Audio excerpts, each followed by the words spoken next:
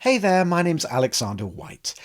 Today what I wanted to show you was how to use compression to really make your tracks come really far forward in the mix. You know that sort of really hard-hitting sound that you hear on some mixes where snare drums, kick drums just seem to be pushing their way out of the speakers? Well, I want to give you some tips on how to achieve that today. Also, please hang around because at the end I'll give you my website address and you can get the multi-tracks from this session with both the compression on and off already baked into the track so you can try them in your DAW and see the difference for yourself. What I've got here for you is a track which I'm going to play you up to the first chorus of, so that's about a minute and something's worth of audio.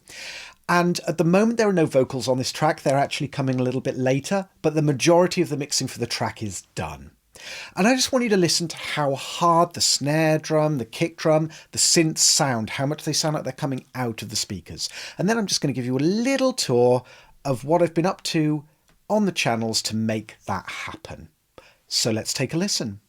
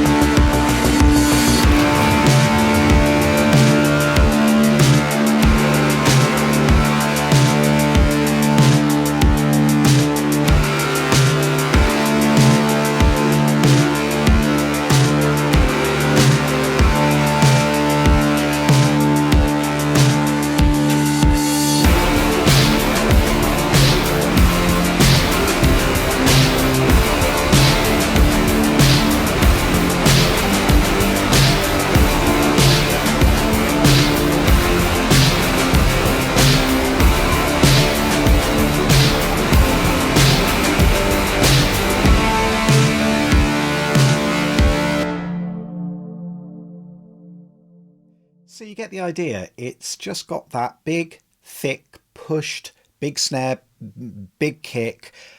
You know, when the chorus kicks in, it has that little explosion of sound. And of course, some of that is to do with the arrangement. Some of that is to do with the choices of guitar recording and things. But a lot of it is to do with the compression as well. So let's open up the mixer and I'm going to solo up a few parts and show you just how much difference it actually makes. And I think we should start with the drums. And let's go to the first verse. And on the first verse, what I have, just to quickly explain the routing, is these orange tracks. They're all of the rhythm parts that I've got in this track. So we've got the drums, which are kind of my main drums. They're the ones that are just here on this track, this drums track. And they run throughout. In the verse, it's just a kick drum. So let me show you what that sounds like first of all.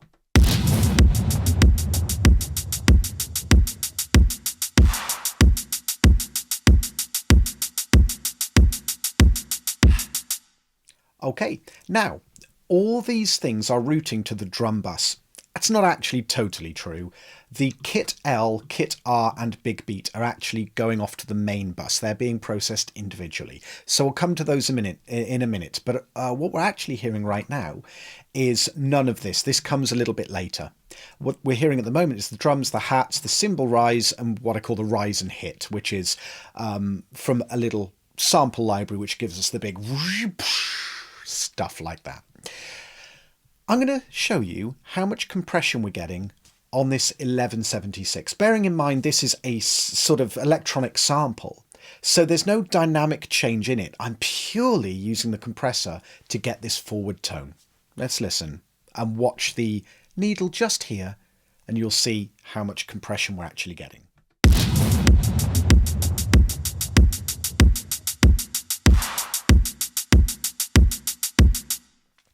So it's a ton of compression. It's hitting at -10 at the most, usually dancing somewhere between -7 and -10.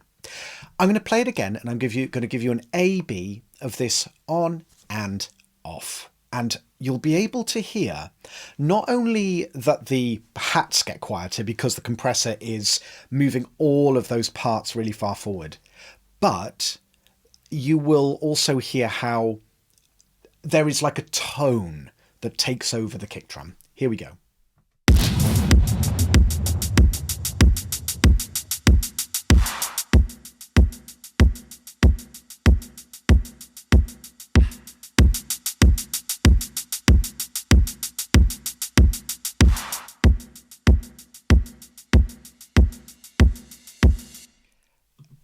It really makes that kick drum go from what is a nice sounding sample. There's nothing bad about that sample. It sounds great. And in some situations, you may just want to use it on its own. But this brings it right forwards in the mix. So now let's go and have another look at a different part of the drums, which is on the chorus. And I'm just going to hit play with all the things on. And then again, we'll flick off some of that compression. So you can hear just how brave you can be with compression. Don't be too timid if you want these big hard sounds. Hit those compressors hard. But let's have a listen to everything in the chorus, just drums wise.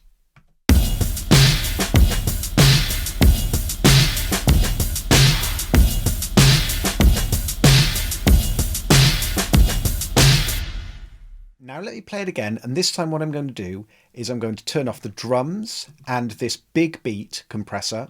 I'm going to turn these two off and listen to the change that it makes when they're off.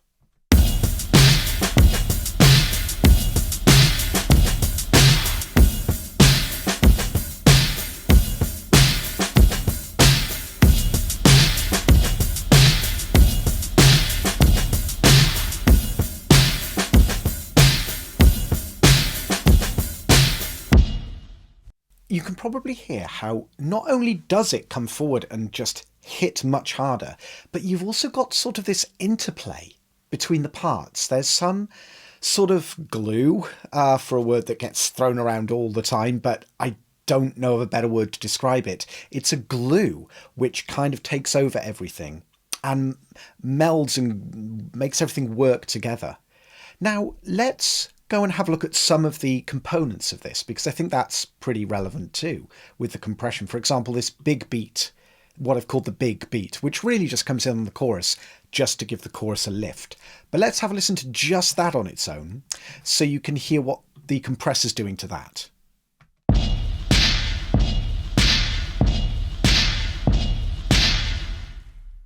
Again, really slamming in with the compressor. Now let me switch it off so you can hear on and off.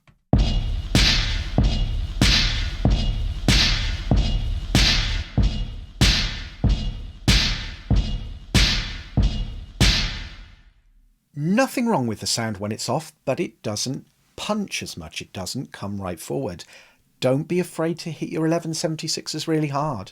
The 1176 compressor that I've got here, if you're not familiar with it, is probably my favourite compressor. Specifically this blue stripe variation, or the revision A version. The attack and release times I will play with depending on the source. Sometimes I'll have a slower release time. At the moment, this is basically slowest attack, fastest release.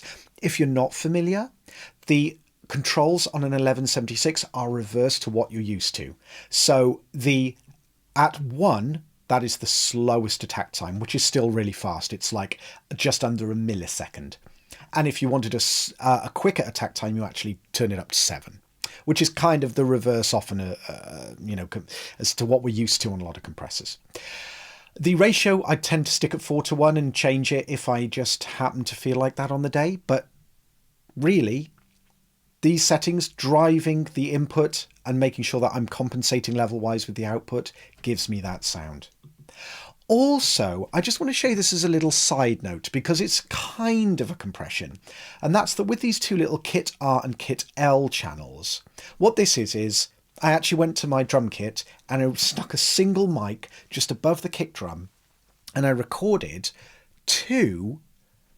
I essentially doubled the drum kit. One left, one right, same groove, different take, and I just did a bar and looped the bar. Let me show you how that sounds, and listen for the slightly dirty, overdriven sound in it, where I've used these tape emulators to push it a little bit and get a little bit of grit.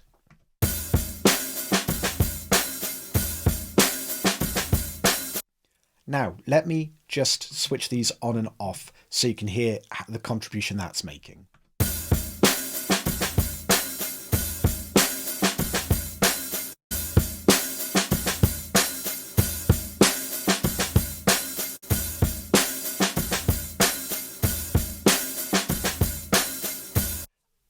So instead of going full compressor on that, instead of slamming it really hard with compression, I was just doing it more with drive rather than compression. But really, I was after the same sort of result again, pushing it hard. I'll show you how much compression the LA2As are doing on that as well. Have a watch.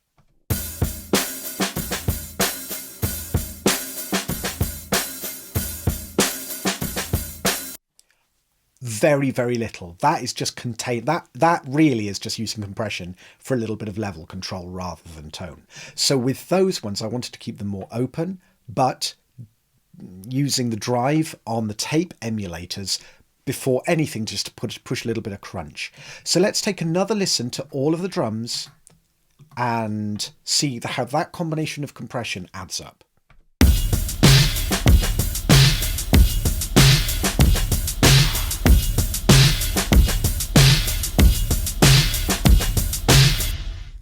Very cool. Now, it's not just the drums that I did this with. You can see there's a whole team of 1176s over here. You'll notice I'm not really varying my compression type. I mean, I'm not, getting many others. There's the LA2A that crept in over here. Most of the time, the 1176 is pretty much my first stop for compression because it works so many times. Let's have a look at what it's doing to some of these sounds. You can see on the pads, I think this is a funny place to start because I'm using two in a row. So let's go to that pad sound first of all and have a look at it on the verse, just so you can see what the 1176s are contributing here.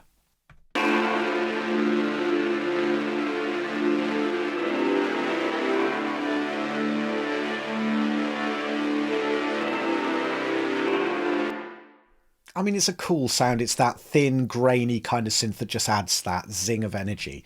But now let me do it again, and I'll do exactly the same as I did before. I will just switch off the 1176s.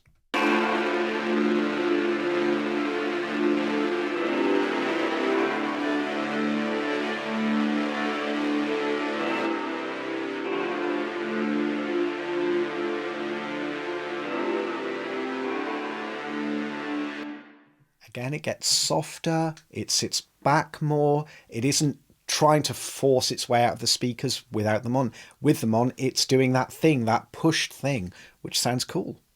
Now, let's have a little look at what pad 2 is doing, because that's another one. It's in verse 3, this one, and that's got another couple of 1176s on it as well.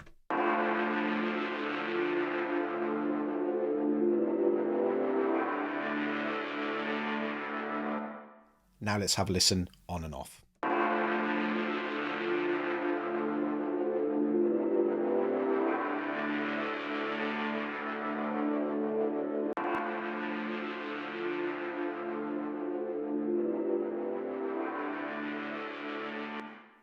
It's obviously a very similar sound to pad 1. I've just popped a little Moog multi-mode filter on the end of it just to give it a bit of modulation, but fundamentally same process.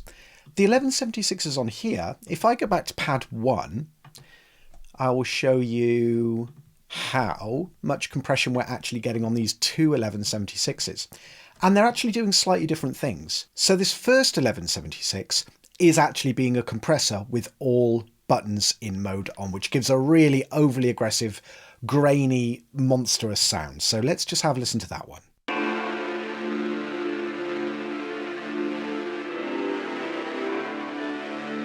You can see the needle is pinned. It's hitting so hard. I've driven it here, and the idea is to get all that compression, character and distortion. It's mashing the sound.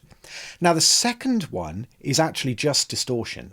So I've moved the attack control to off, and if you do that you don't get any compression, but if you turn your input up you start to saturate the emulated circuit and it will give you a distortion. So I'll turn this on and off as well, and you can hear the difference this makes.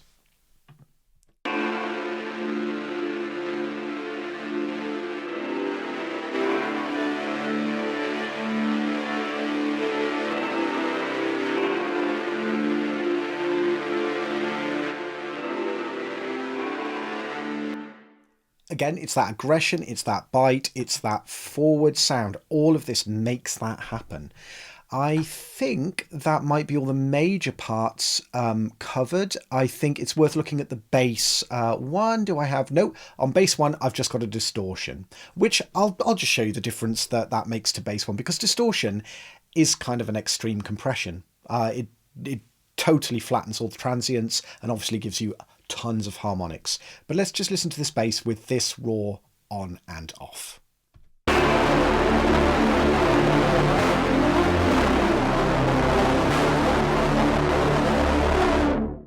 That's the sound with just the raw on. Now let me do the A-B.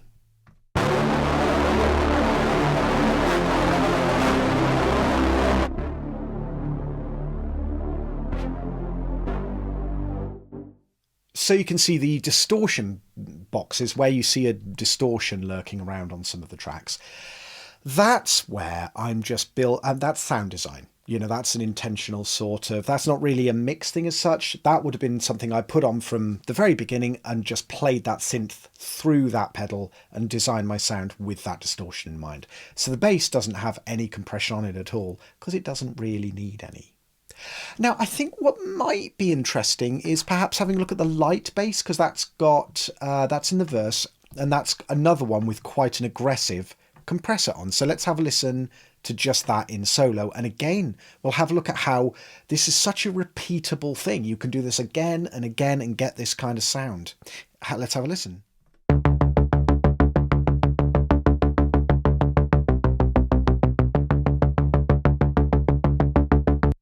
Okay, now I'll do the A-B as usual.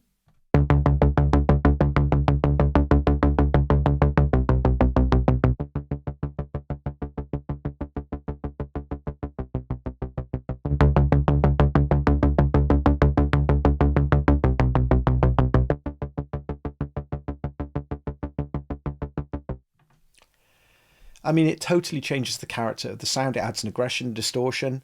I'm going to say it again. Comes out, jumps out the speakers at you, hits you in the face, and creates such a massive sound. The guitars don't have anything on them. I'm going to play the guitars, even though I think it's slightly outside of the topic of the video.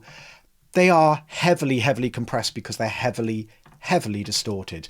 And because this is an electronic kind of a track, I wanted to create almost like a digital guitar sound. And I am just going to play them so you can hear what we're dealing with.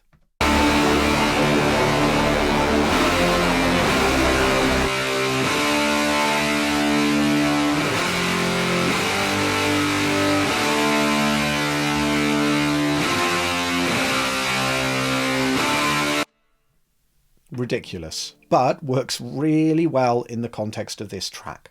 So let's just play from verse 2 into the chorus again so you can really hear how that hits and how the combination of all those compressors gives us that size.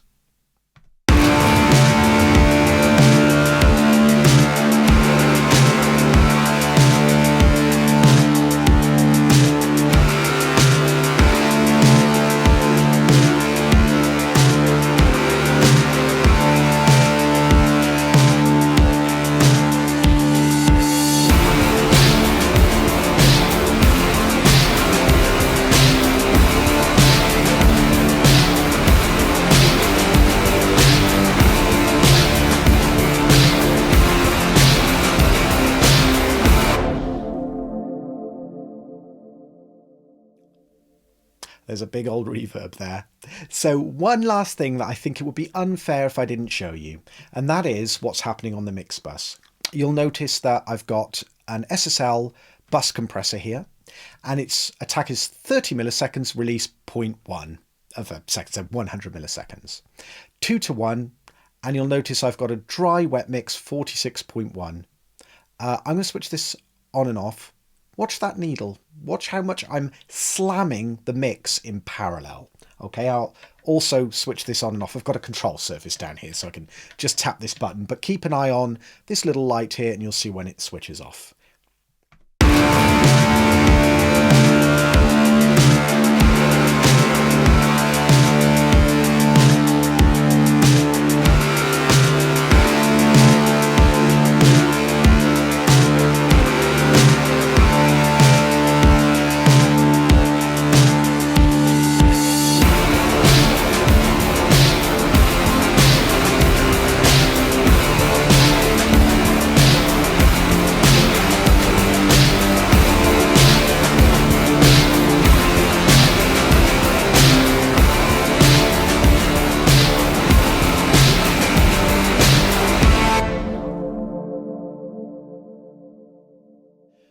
I think the word containment might be what I describe that as. It's just, I mean, it's crazy. Again, what I wanted out of this track was just punch and power. And that is achieved by abusing these compressors, laying into them really hard, or using distortions to really just reduce that dynamic range so everything sounds like it's right up front, punching its way through the speakers. So if you are looking for really, big, punchy, powerful mixes, this is a really, really good way to go. And also what I wanted to mention is I am going to give away the multitracks for this. So just head to my website, you'll see courses. Under courses, you'll find just multitracks. And on the multitracks, it's free. You don't have to pay for it. It's just to place an easy place for me to put them so you can go and get them. What I've got for you there is I've got just the tracks without the compression processing on. And then I've also got them there with the compression processing on. So you can actually do a really easy A/B for yourself in your DAW. So you can, listen for yourself and compare how that compressor changes the nature of a track when it's really, really driven hard. And of course, while you're on my website, please feel free to grab my free mix guide, which is on the very front page. My website is recordwithalex.com. So thank you so much for watching. I hope you've enjoyed this video. I hope it's given you some good ideas for getting that really punchy, kind of like powerful pop rock, aggressive electro mix. And I will see you on another video next week.